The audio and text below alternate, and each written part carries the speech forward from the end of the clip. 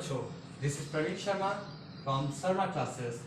Today I will explain the chapter name is introduction to trigonometry.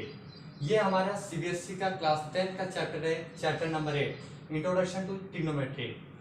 Introduction to trigonometry पढ़ने से पहले हम कुछ बेसिक बातें जान जाते हैं। जैसे कि हमें पता है, हमने बचपन में पढ़ा होगा कि ये राइट एंगल होता है। राइट एंगल इधर वाली साइड को हम बोलते हैं परपेंडिकुलर, हिंदी में अगर देखें तो उसे बोलते हैं लंब। और जो हमारे नीचे साइड होती है इसको हम बोलते हैं बेस, हिंदी में बोले तो आधार। और जो हमारी जो सबसे लॉन्गेस्ट लेंथ होती है उसको बोलते हैं हाइपोटेन्यूज, जो कि हमारा होता है कर्व। तो let's start introduction to trigonometry.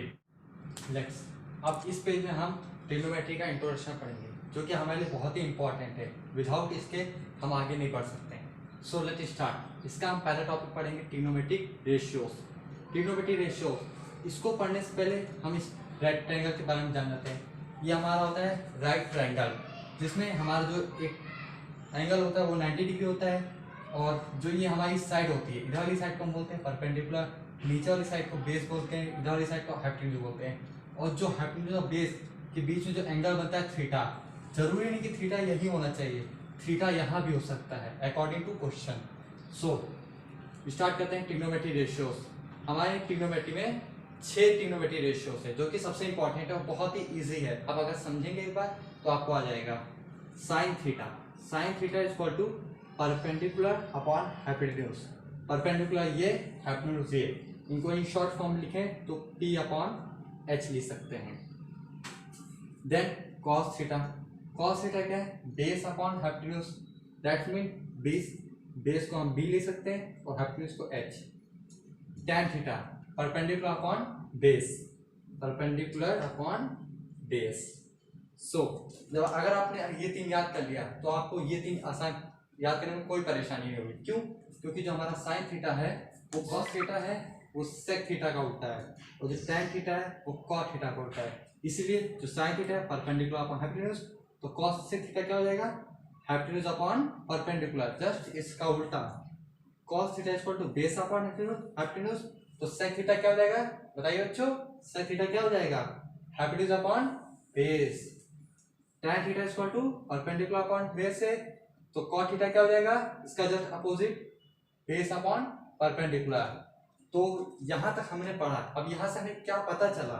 हमें यहां से ये पता चला कि जो साइन थीटा है, जो साइन थीटा है इसका उल्टा है, कॉसेक थीटा का उल्टा है। दैट्स मीन हम साइन थीटा इक्वल टू लिख सकते हैं 1 अपॉन कॉसेक थीटा।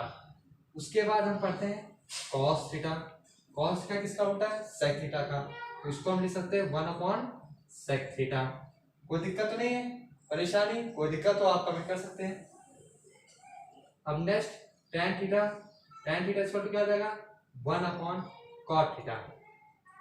यहां तक अगर कोई दिक्कत हो आप कमेंट कर सकते हैं, पूछ सकते हैं, मैं आपको बता दूंगा। यहां तक पढ़ने बाद जरूरी नहीं कि sine theta equal to 1 upon cosec theta. आप कॉसेक इधर ला दीजिए, साइन इधर ला दीजिए, तो cosec theta equal to 1 upon sine theta हो सकता है, और भी सब अपोजिट कर सकते हैं। यहां तक कोई परेशानी, कोई डाउट, कोई दिक्कत? ठीक, चलिए अभी तक आपने पढ़ा कि साइन थीटा इक्वल टू होता है 1 upon cosec theta, cos theta equal to होता है 1 upon sec theta, tan theta equal to होता है 1 अपॉन कॉट थीटा। तो यहाँ से हमें पता चल गया कि ये इसका रेसिप्रोकल है, ये इसका रेसिप्रोकल है, और ये इसका रेसिप्रोकल है। इट इज़ नॉट कंपल्सरी कि ये इसी का रेसिप्रोकल है, ऐसा ही हो सकता है। हम इसको ऐसे भी ले सकते हैं, कॉसेक थीटा इधर आता है और साइन थीटा इधर आता है, हम ऐसे भी कर सकते हैं। जैसे कॉसेक थीटा इक्वल टू हम लिख सकते हैं 1 अपॉन साइन थीटा। इसका भी उल्टा इस तरह लिख सकते हैं, सेक थीटा इक्वल टू लिख सकते हैं 1 upon cos theta. Tan theta equal to cos theta equal to लिख सकते हैं 1 अपॉन टैन थीटा। ठीक है, तो इसको हम ऐसे भी लिख सकते हैं। उसके बाद 2 और फॉर्मूले आते हैं जो कि इंपॉर्टेंट हैं। पहला आता है हमारा टैन थीटा इक्वल टू, और दूसरा टैन थीटा इक्वल टू होता है हमारा sine theta upon cos theta. तो हमें पता है कि जो टैन थीटा है वो कॉस थीटा का उल्टा है, तो यहाँ से हमें पता चल जाएगा कि कॉस थीटा का फॉर्मूला क्या हो जाएगा? Cos theta upon sine theta, इसका जस्ट अपोजिट। कोई दिक्कत तो नहीं, कोई डाउट? उसके बाद हम आगे पढ़ेंगे, ये यहाँ तक तो आपको समझ में आ गया होगा। चलिए क्वेश्चन कर लेते हैं।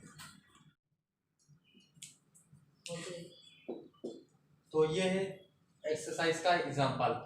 सो आई विल स्टार्ट।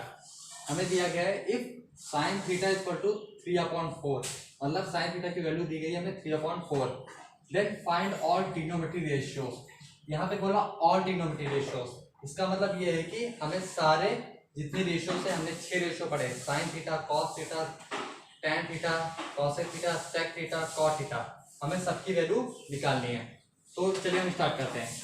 तो इसको करने से पहले हम क्या करेंगे, सबसे पहले हम बनाएंगे एक राइट एंगल ट्राइंगल। उसको हम नेम ही कर देंगे ए, बी और सी। ये हमें पता है कि 90 डिग्री का एंगल होता है, ये हम मान लेंगे थीटा। सो हमें बोला क्या है, बोला है हमें साइन थीटा इक्वल टू 3/4।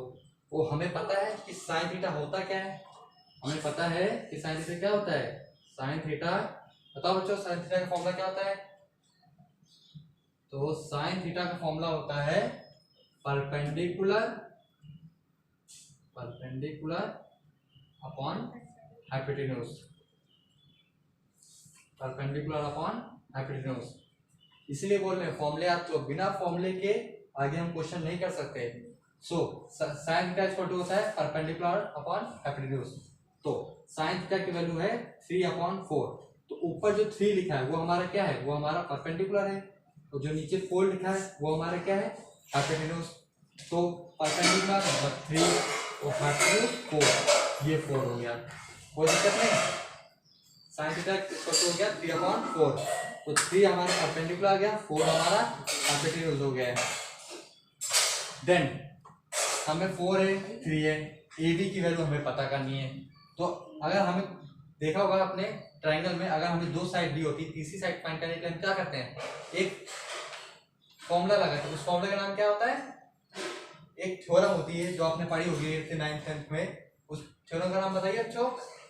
उस थ्योरम का नाम है पाइथागोरस थ्योरम। तो हम बाई लिख सकते हैं, by Pythagoras theorem, Pythagoras theorem. अब ये पाइथागोरस थ्योरम क्या होती है, पाइथागोरस थ्योरम होती है हाइपोटेन्यूज का स्क्वायर, हाइपोटेन्यूज का स्क्वायर इक्वल टू परपेंडिकुलर का स्क्वायर, परपेंडिकुलर का स्क्वायर प्लस बेस का स्क्वायर, प्लस बेस का स्क्वायर। तो यहाँ पे हाइपोटेन्यूज हमें क्या दिया गया है, 4। हाइपोटेन्यूज क्या दिया, एसी हाइपोटेन्यूज है ना, तो एसी, तो एसी का स्क्वायर इक्वल टू परपेंडिकुलर कितना है, बीसी, तो बीसी का स्क्वायर प्लस बेस कितना है, एबी, एबी का स्क्वायर। कोई दिक्कत तो नहीं आता। एसी की हमें वैल्यू कितनी है, 4, तो यहाँ क्या हो जाएगा, 4 का स्क्वायर इक्वल टू बीसी का हमें 3 दिया गया है, तो ये क्या हो जाएगा, 3 का स्क्वायर प्लस एबी हमें फाइंड करना है, एबी को हम एबी लिखेंगे। यहाँ तो कोई दिक्कत। 4 का स्क्वायर क्या होता है, 16 इक्वल टू 3 का स्क्वायर 9 प्लस एबी का स्क्वायर हम करेंगे तो एबी स्क्वायर, कोई दिक्कत नहीं। अब हमें पता है ये 16 है, इधर प्लस में 9 में, जब इधर आएगा क्या हो जाएगा, माइनस में हो जाएगा, तो ये जाएगा -9। तो बचा क्या, इक्वल टू एबी का स्क्वायर। 16 में से 9 गया, कितना आएगा, 7 आ गया हमारा एबी का स्क्वायर। लेकिन हमें एबी का स्क्वायर की वैल्यू नहीं पता करनी, हमें किसकी निकालनी है, एबी की। तो हम क्या करेंगे, स्क्वायर इधर आएगा तो क्या हो जाएगा, अंडर रूट में, तो ये हो जाएगा √7। मतलब एबी की वैल्यू कितनी आ गई, √7। कोई दिक्कत तो नहीं किसी को, बताओ। तो एबी की वैल्यू आ गई हमारे पास √7, ठीक, एबी की वैल्यू √7। अब हमें पता करना है फाइंड ऑल ट्रिग्नोमेट्री रेशियोज। तो सारे ट्रिग्नोमेट्री रेशियो फाइंड करने हैं।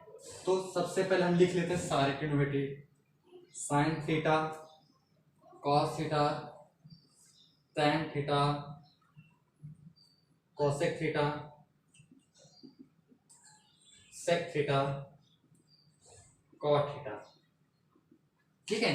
तो हमें पता है साइन थीटा क्या होता है, साइन थीटा होता है परपेंडिकुलर अपॉन हाइपोटेन्यूज। तो परपेंडिकुलर क्या है 3 और हाइपोटेन्यूज क्या है 4। तो ये तो हमें पता ही है 3/4, ये तो दिया ही गया है, इसमें कोई दिक्कत नहीं है। कॉस थीटा क्या होगा, कॉस थीटा हमारा बेस अपॉन हाइपोटेन्यूज। तो मतलब बेस क्या है हमारा, कॉस थीटा क्या होता है हमारा बेस अपॉन हाइपोटेन्यूज। तो बेस हमें है √7 अपॉन हाइपोटेन्यूज कितना दिया गया 4। कोई दिक्कत, कोई परेशानी। tan थीटा क्या होता है परपेंडिकुलर अपॉन बेस। तो ये p अपॉन b, कोई दिक्कत नहीं, परपेंडिकुलर अपॉन बेस। अब परपेंडिकुलर हमें कितना दिया है 3 हो गया, और बेस कितना दिया है √7, ये √7 हो गया। कोई डाउट तो नहीं, इतना समझ आ गया। अगर आपने ये 3 कर लिया तो ये 3 तो आप आराम से निकाल सकते हैं। कैसे, देखिए आपको पता है कि साइन थीटा होता है वो कॉसेक थीटा का उल्टा होता है। तो उल्टा का मतलब क्या है, अगर साइन थीटा 3/4 है तो कॉसेक थीटा क्या हो जाएगा 4/3। कोई डाउट, कोई दिक्कत नहीं। और कॉस थीटा अगर √7/4 है तो कॉस किसका उल्टा होता है, सेक का उल्टा होता है, इसका उल्टा हो जाएगा 4/7। ठीक, उसके बाद tan थीटा इक्वल टू दिया है हमें 3/7, तो cot इसका उल्टा हो जाएगा, क्या हो जाएगा √7/3। तो ये रहा क्वेश्चन। अगर किसी को दिक्कत है तो आप बता सकते हैं। उसके बाद फिर हम अगले वीडियो में आपको एक्सरसाइज 8.1 स्टार्ट करने वाले हैं। So let's, thank you.